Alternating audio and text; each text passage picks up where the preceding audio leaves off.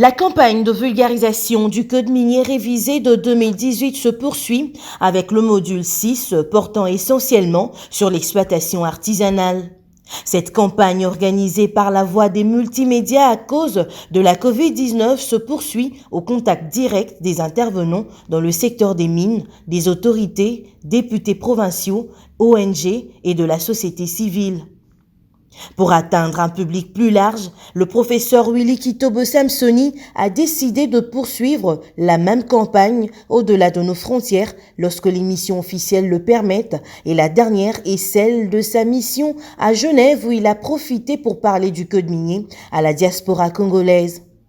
Pour faire comprendre l'exploitation artisanale organisée dans le secteur des mines de la RDC, son Excellence le ministre des Mines, le professeur Willy Kitobo Samsoni, a commencé par introduire dans cette première partie du module 6 les 3 types d'exploitation repris dans la loi minière, à savoir l'exploitation minière ou industrielle effectuée par un titulaire de droit minier, PE ou PER, l'exploitation minière à petite échelle par un titulaire de droit minier, PE-PM, l'exploitation artisanale effectuée par des creuseurs organisés en association appelée coopérative minière. L'exploitation minière dans notre pays s'organise sous forme de 3 types d'exploitation. Il y a l'exploitation minière, proprement dite, qu'on appelle aussi l'exploitation industrielle, l'exploitation minière à petite échelle et l'exploitation artisanale. Ce qui est recommandé beaucoup plus lorsque l'on a un gîte minéralisé de grande importance, c'est-à-dire un gîte et qui présente un gisement très important, un gisement qui peut faire des années d'exploitation, et bien pour ce type de gisement, il est recommandé carrément de faire une exploitation industrielle. Mais par contre, lorsque nous avons un gîte pas très important qui peut, si on fait l'exploitation industrielle, prendre juste quelques années d'exploitation, 3, 4, 5, maximum 10 ans, 2 fois, lorsqu'on ne veut pas investir avec des grosses sommes d'argent, eh bien, on recommande carrément de faire une exploitation semi-industrielle et qu'on appelle une exploitation à petite échelle ou exploitation d'une petite mine. Il y a le 3e type d'exploitation, c'est l'exploitation artisanale.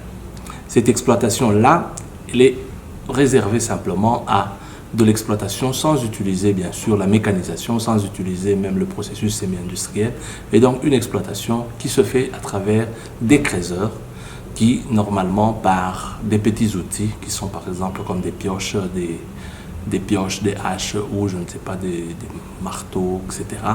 essaient d'exploiter les minéraux du sous-sol. Et là, cette exploitation n'est réservée que pour des gîtes qui n'ont pas une très grande importance, où on ne peut ni faire ni l'industrialisation, ni bien sûr l'exploitation minière à petite échelle. L'exploitation industrielle est une exploitation qui se fait sur des gîtes importants. Des gîtes importants qui sont trouvés bien sûr par les titulaires des droits miniers à travers leur transformation de PR en PE, ou des gîtes importants qui sont découverts par les services géologiques national du Congo, c'est-à-dire des organismes de l'État, et qui sont passés par des appels d'offres. Et lorsqu'on vous donne un périmètre d'exploitation, eh bien, vous avez interdiction d'effectuer sur ce PE une exploitation artisanale. Obligation du titulaire du PE de traiter les substances minérales sur le territoire national, à l'exception d'une autorisation d'une année d'un traitement à façon à l'extérieur du pays, moyennant le paiement de la taxe y afférente. L'autre chose à connaître, c'est que le PE emporte le droit d'exploiter les gisements artificiels situés sur le périmètre couvert par le permis. Le titulaire d'un permis d'exploitation peut céder le droit d'exploiter le gisement artificiel de son périmètre au tiers. En ce moment-là, on va offrir à ce tiers un périmètre d'exploitation dérégé. S'il veut les traiter soi-même, bien sûr, donc avec son PE, il a le droit d'exploiter ses propres rejets. Le ministre de Mines peut également octroyer un périmètre d'exploitation dérégé sur un gisement artificiel qui ne fait pas objet d'un périmètre d'exploitation. Mais le ministre de Mines ne peut pas octroyer un périmètre d'exploitation de rejets sur des rejets qui sont sur un PE d'un privé. Et donc, quand il y a un PE d'un privé, les rejets là appartiennent à ce privé-là. Si le privé le donne à un tiers, eh bien, on doit lui octroyer un périmètre d'exploitation des rejets. Si le PE, par exemple, à la fin, vous n'avez pas renouvelé et que le PE tombe caduc, donc n'est plus là, eh bien, tous les rejets qui se trouvent là-bas, eh bien, ça devient des rejets de l'État et que le ministre peut octroyer à n'importe quel tiers, bien sûr, un périmètre d'exploitation de ces rejets-là. Le périmètre d'exploitation des rejets confère à son titulaire les mêmes droits qu'on confère, bien sûr, aux titulaires des permis d'exploitation. Et donc, nous avons deux types d'exploitation qui existent et qui amènent à une exploitation industrielle. C'est le périmètre d'exploitation proprement dit, qui vient d'un octroi par le ministre par appel d'offres lorsque on a trouvé un gisement très important à travers les recherches bien sûr organisées par des services par exemple géologiques nationaux du pays ou qui viennent bien sûr de la recherche qu'effectue par exemple un titulaire de droit minier qui possède un PR et qui a commencé ses travaux par la recherche et qu'il a trouvé un gisement important. À partir de ce gisement important, eh bien, il a introduit ce titulaire de droit minier, il a introduit une demande d'exploitation après avoir fait une étude de faisabilité avec des études d'impact environnemental et le plan de projet, le plan de gestion de l'environnement et le plan sociétal.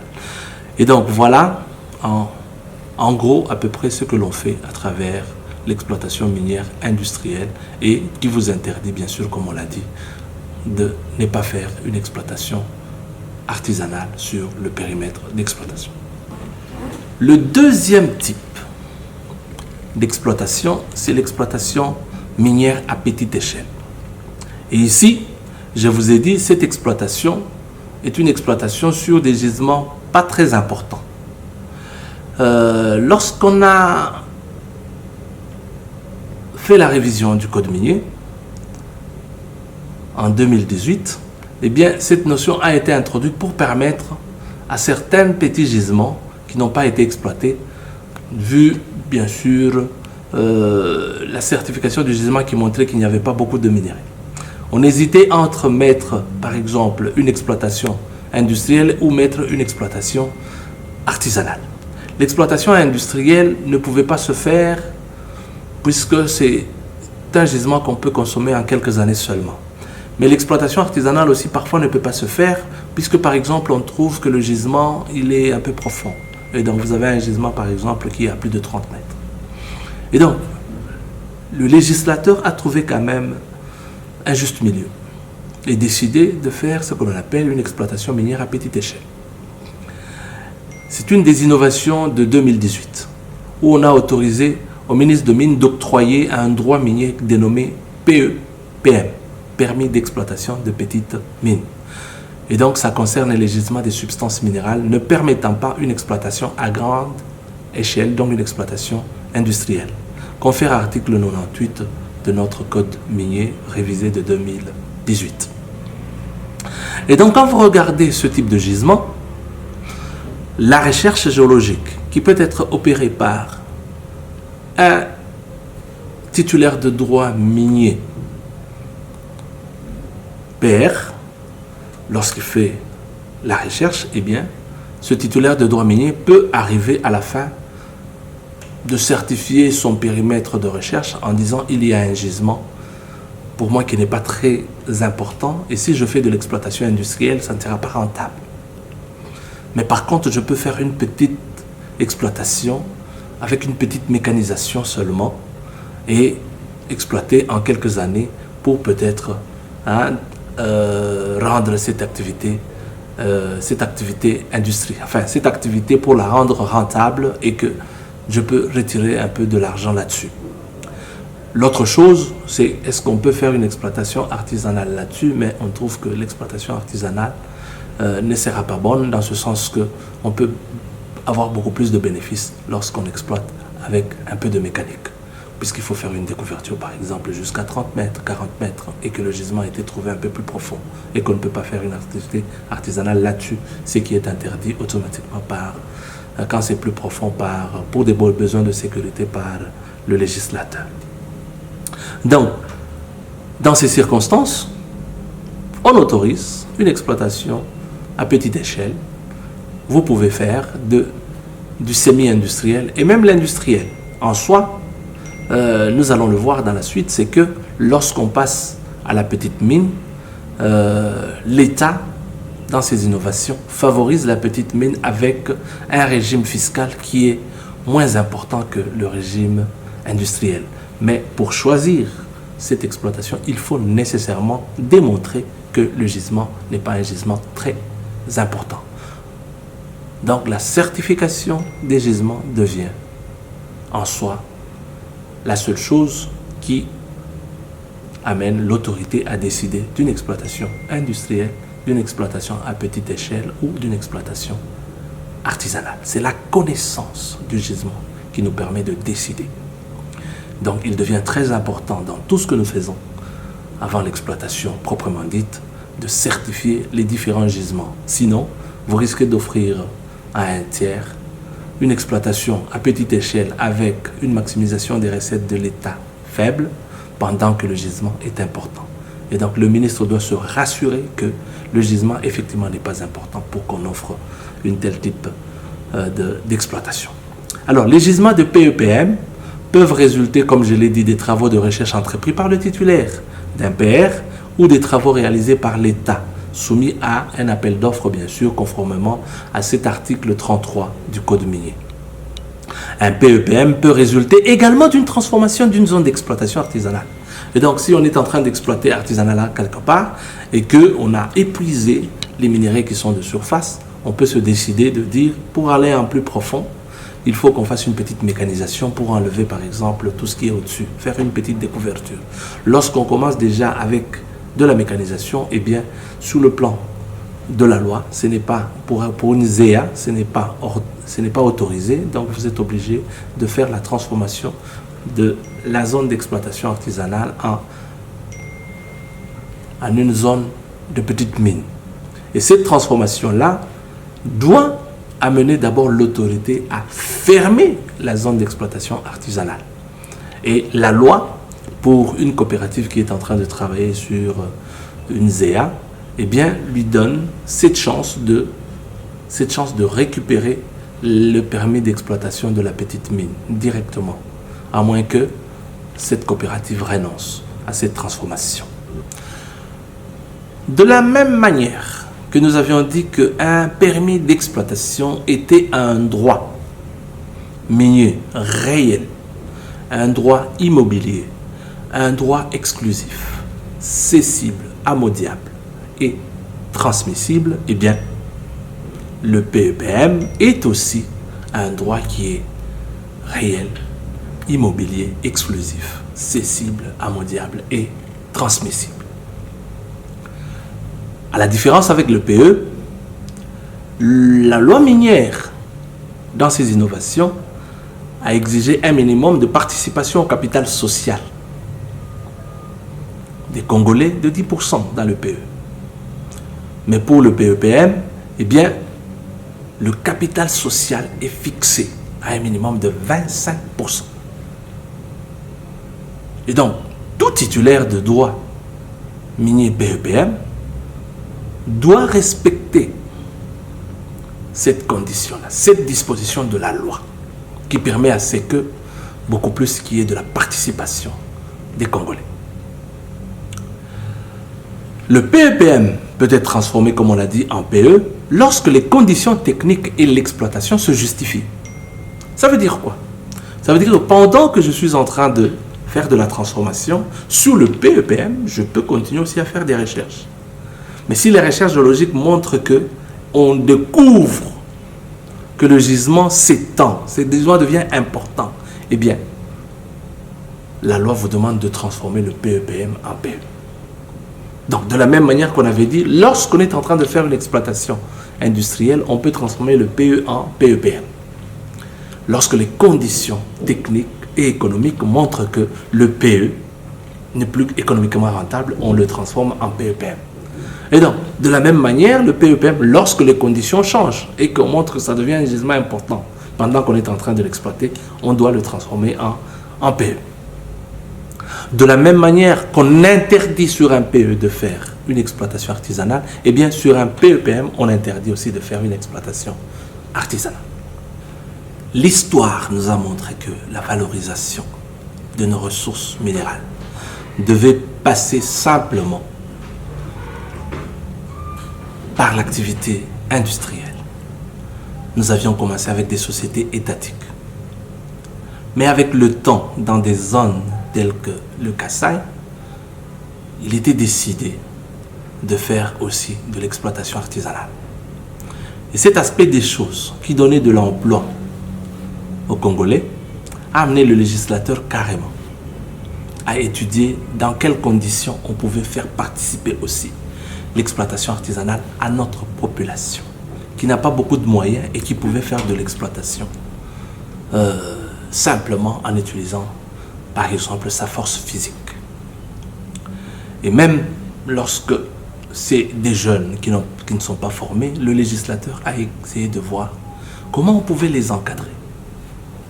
Rappelez-vous dans le passé, déjà au Katanga, au Lualaba, avec des coopératives qui ont commencé, telles que les MAC. C'était des coopératives qui étaient constituées par certaines personnes. Techniquement, ce sont des gens bien formés et qui pouvaient encadrer des creuseurs pour essayer de récupérer des minéraux à travers des petits gisements. On n'a pas un droit de les transformer, mais au moins, lorsqu'on a récupéré, on peut le vendre à travers les industriels ou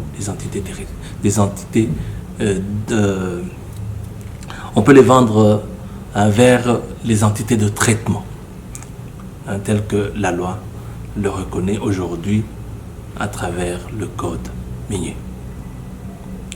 C'est avec le code minier de 2002 déjà qu'on a essayé de réorganiser à peu près cette activité artisanale. Il est vrai, aujourd'hui, on dit que l'activité artisanale, chez nous, c'est une activité qui n'est pas très bien organisée et qu'il y a beaucoup de problèmes dans l'activité artisanale. Mais personne ne dira que la loi minière a mal réglementé l'activité artisanale. Nous avons une meilleure loi. Une loi, si on l'applique, on peut même faire de la concurrence avec cette activité, avec l'industrie. Un pays si grand comme le Congo se retrouve le plus souvent avec des petits gîtes où on ne peut pas faire de l'exploitation proprement dite. Et deux fois, ce sont des gîtes qui affleurent en surface,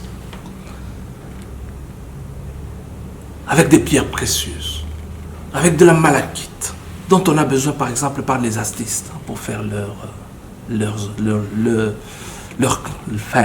œuvres d'art, comme on les appelle, des choses dont on a besoin, le diamant qu'on retrouve par exemple sur des sites alluvionnaires, de l'or qu'on peut ramasser parfois dans des cours d'eau, à travers du sable qu'on nettoie simplement. Et donc, ce sont ces petites découvertes qui ont amené l'État congolais à dire, bon, il faut qu'on fasse profiter aussi à notre population. Et même faire profiter à l'État lorsqu'on organise les choses très bien, l'activité artisanale. Aujourd'hui, cette activité artisanale, eh bien, occupe plus de 500 000 creuseurs à travers le pays, éparpillés dans plusieurs provinces, principalement les provinces de l'ex-Kasaï, les provinces de l'ex-Katanga, les provinces de l'ex-Kivu et les provinces de l'ex-Kisangani. Sur toute l'étendue du territoire, cette partie-là, nous trouvons des activités artisanales et qui sont encadrées par le service, qu'on appelle le service d'encadrement, le service d'assistance d'encadrement. Avant, c'était juste assistance et encadrement de l'activité artisanale, mais aujourd'hui, c'est l'encadrement aussi de la petite mine.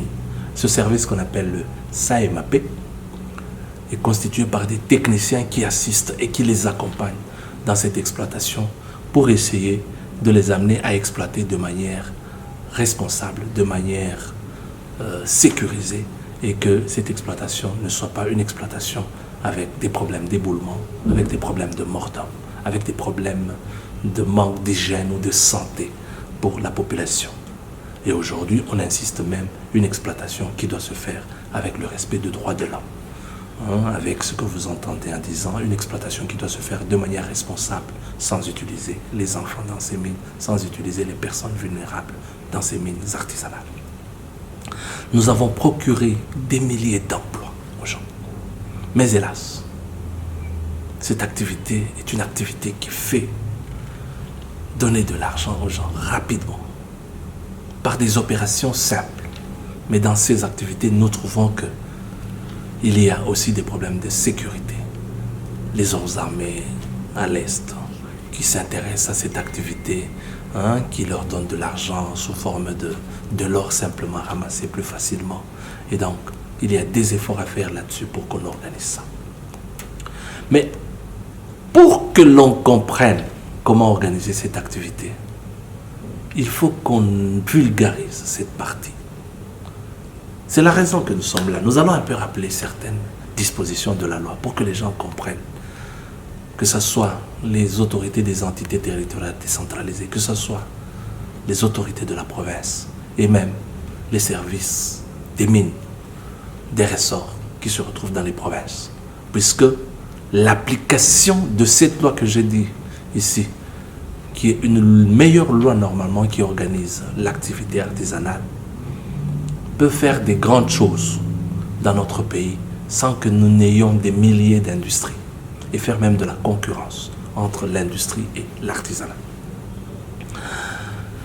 Cette activité, selon la loi, elle est organisée sur des périmètres de 2 carrés au maximum. Comme on l'a dit, instituée en zone d'exploitation artisanale par le ministre de Mines.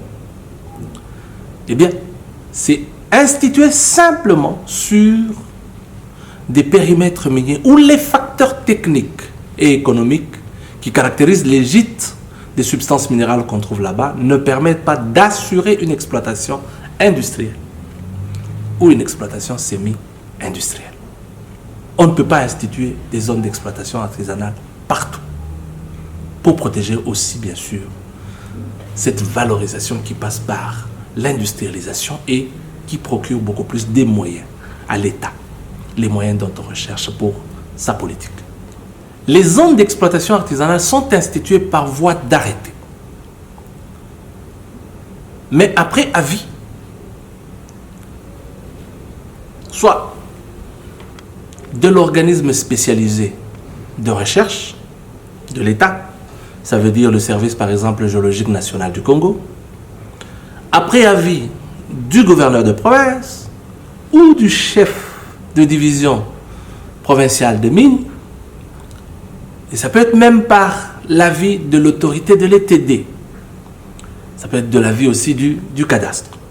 Il y a plusieurs intervenants dans le domaine des mines pour donner des avis sur l'institution des zones d'exploitation artisanale.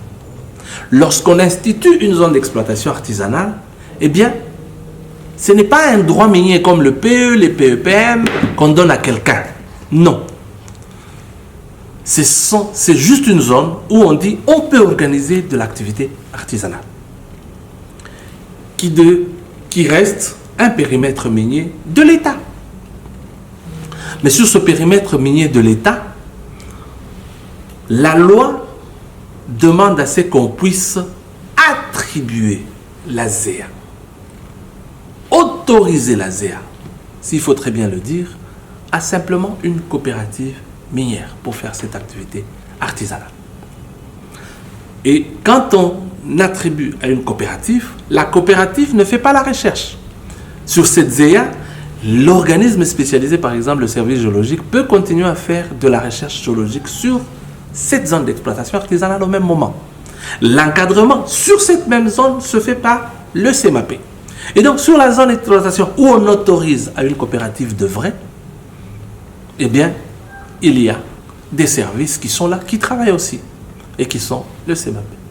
Et bien sûr, même le service géologique national qui continue à étudier. Pendant que vous exploitez, si ce service découvre que c'est un gisement important, on peut passer à une à une petite mine, eh bien, ce service-là va introduire le dossier pour que on puisse fermer la ZEA et transformer en PEPM. Si on trouve qu'il y a un gisement important, ce service-là va donner son avis pour qu'on ferme la ZEA et qu'on institue un périmètre d'exploitation là-dessus.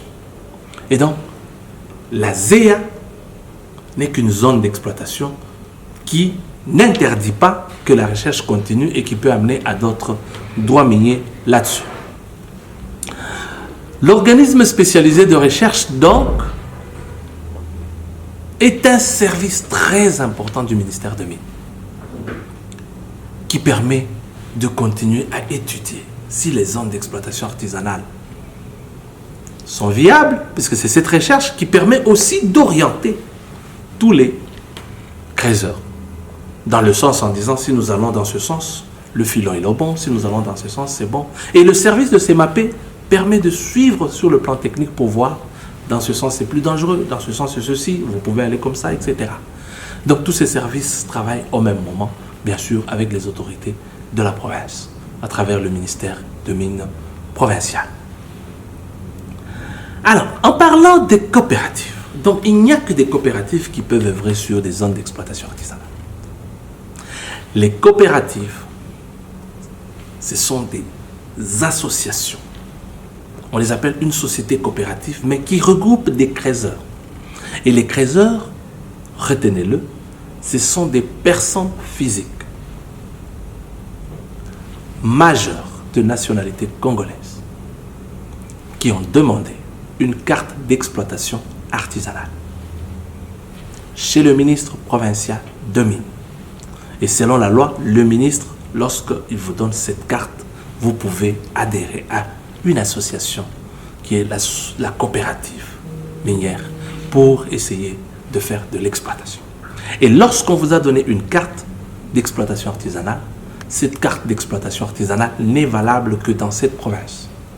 Vous ne pouvez pas quitter d'un endroit à un autre. Et lorsque vous appartenez à une association, une coopérative minière, eh bien, l'activité que vous pouvez mener, ce ne sont que des activités de cette coopérative. Si cette coopérative a été placée sur une zone d'exploitation artisanale, vous ne pouvez que travailler sur cette zone-là. Vous ne pouvez pas détenir ou transporter des minéraux si vous ne le faites pas au nom de l'association.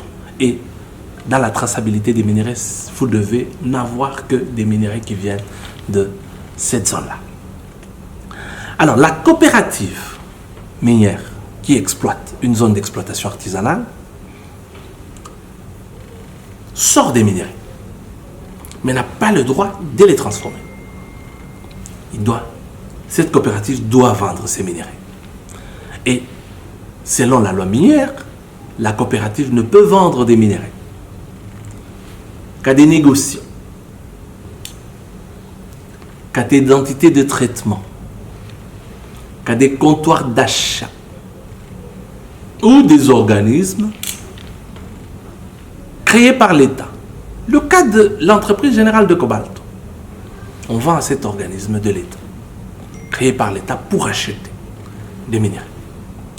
Et bien sûr, avec l'autorisation bien sûr du ministre et de celui de la Culture, on peut vendre à des artistes lorsqu'il s'agit des minéraux qu'on peut transformer en des œuvres d'art. Et un négociant qui achète à une coopérative des minéraux ne peut le vendre qu'à des comptoirs d'achat, qu'à des entités de traitement, qu'à des organismes créés par l'État, dans le cadre, comme on l'a dit ici, de EGC, qui peuvent acheter, ou bien sûr à des bourses qui sont aussi organisées par l'État à travers le ministère de Mines et la BCC, en ce qui concerne bien sûr la RDC. La campagne de vulgarisation du code minier se poursuit avec le module 6 axé essentiellement sur l'activité minière artisanale. Dans sa deuxième partie, cette fois à l'hôtel Caravia Lubumbashi, le ministre des Mines, le professeur Willy Kitobo, a convié les autorités et députés provinciaux du Haut-Katanga, des ONG et la société civile.